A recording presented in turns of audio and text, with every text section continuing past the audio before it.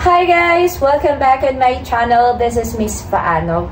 For today's video ay pag-uusapan natin kung paano nga ba mag-loan sa pag-ibig.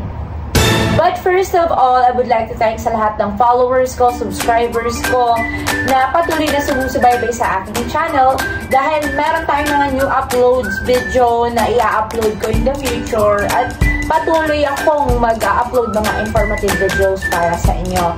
So, ang ating main topic for today is kung paano nga ba tayo makakapag-loan sa pag-ibig. At alam ko, most of here sa atin ay gustong-gusto yung mga ganung bagay dahil tayo ay Pinoy. Ayan, palakpakan natin ang ating mga sarili. Anyways, guys, before I start this vlog, please don't forget to hit the thumbs up, share, subscribe on my channel for more upcoming videos.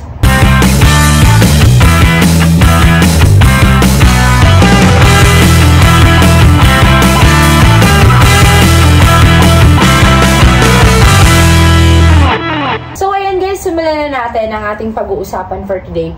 So, ang ating topic pala is about kung paano mag-loan sa pag-ibig, tama. Pero, bago tayo pumunta doon sa topic, main topic natin, dapat mayroon tayong pag-ibig. Pag-ibig. Dapat mayroon tayong pag-ibig number, of course. Sa mga hindi pa at wala pa, meron akong video kung paano kumuha ng pag-ibig ID. Ayan. Dahil hindi ka makakapag-loan kung wala kang pag-ibig ID, guys. That's the first one thing na kailangan mong malaman at kailangan mong i-comply. Dapat meron kang pag-ibig loyalty card. So, guys, ayun na nga. Dito na tayo sa pag-ibig. Pag-ibig sa mga walang pag-ibig, it's okay. So, ayan, guys. Pwede tayong mag-visit sa kanilang website. Ayan, pag-ibigfundservice.com. Ayan, sa website nila at makikita ninyo dyan sa website na yan kung ano yung mga services na pwede nating i-concern sa kanila, itawag, gumawa ng pag-ibig account. Ayan. So, since na tayo ay employed, sa mga employed dyan, dapat employed kayo ng 12 months or isang taon. Ayan, 12 months - isang taon. Dahil dapat nahulugan ang pag-ibig nyo ng isang taon. Bakit?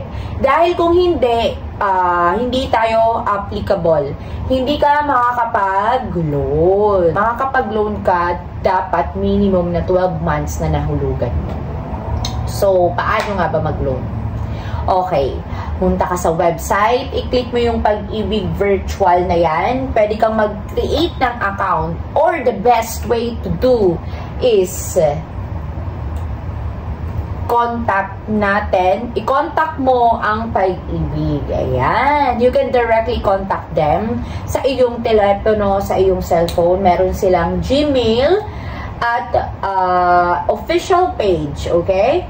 So, dito sa number na to, dito sa number na pinapakita dito sa screen, ayan, pwede kang tumawag sa kanila. Ang una kong ginawa, dahil ako ay very curious, kung ba, mag-loan sa pag-ibig, tumawag ako sa kanilang hotline.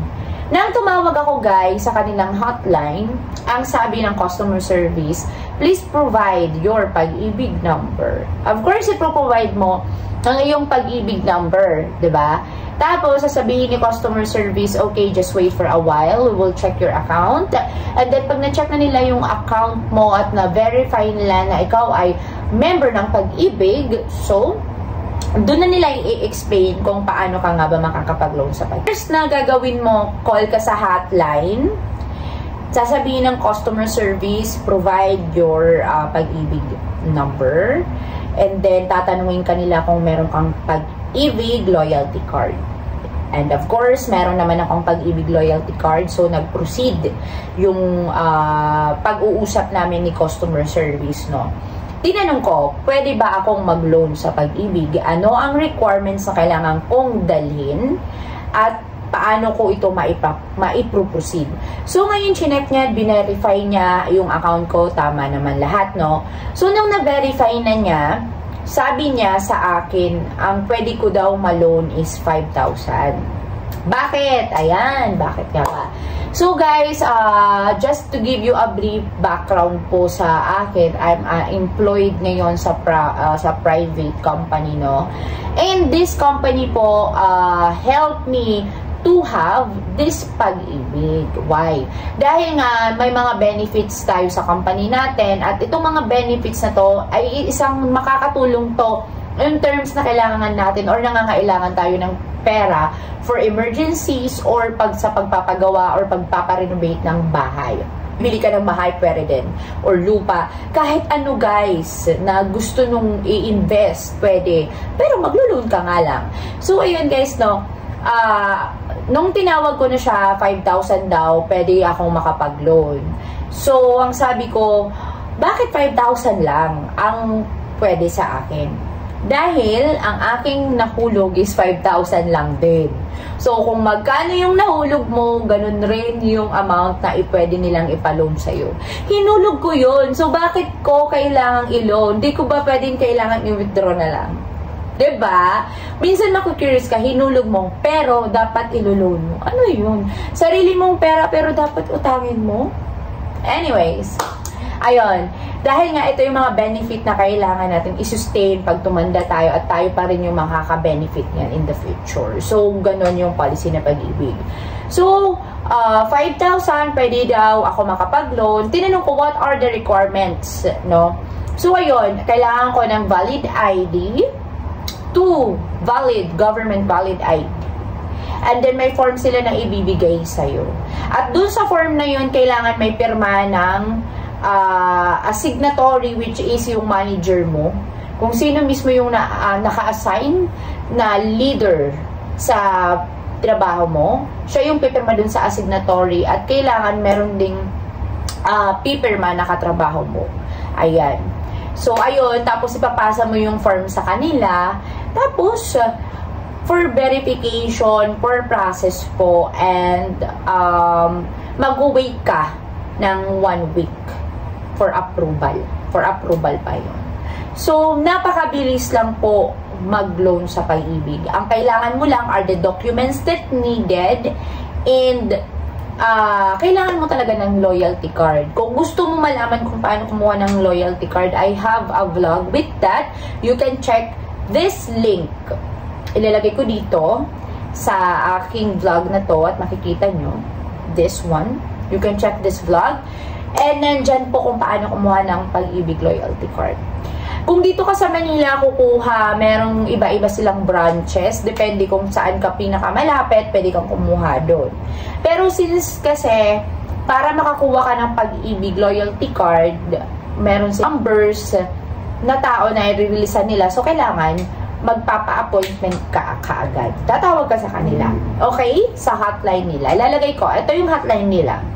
Additional information lang po, just in case no, na-follow up na natin for 1 week and okay na siya.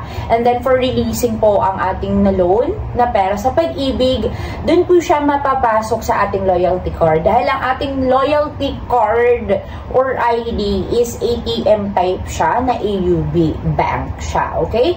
So, dun po siya ilalagay yung ating ni-loan na pera. So, ayun guys, and I hope kung may mga questions pa kayo, just comment on this video and sasagutin ko yan. Don't be shy. Please keep following, subscribing on my channels. You can just check on my Facebook page din. Nandun ako. Pero more on informative vlog talaga. Identify specific na videos dito sa aking YouTube channel na patuloy niyong sinusubaybayan. Ayan guys, no? And I hope to see you on my next vlog. Mag-ingat po ang lahat. Love you guys! Bye!